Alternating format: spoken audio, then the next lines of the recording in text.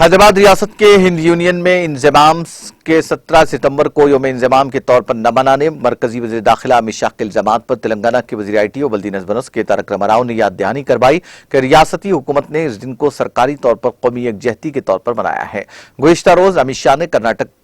کا بیدر جو قبل ازیں حیدرآباد ریاست کا حصہ تھا میں منعقدہ ایک پروگرام سے خطاب کرتے ہوئے کہا تھا کہ تلنگانہ حکومت یوم انضمام حیدرآباد کی تقاریب سرکاری طور پر نہیں بنا رہی ہے۔ انہوں نے الزام لگایا تھا کہ ریاستی حکومت عوام کی قربانیوں کو یاد کرنے میں ناکام رہی ہے، جنہوں نے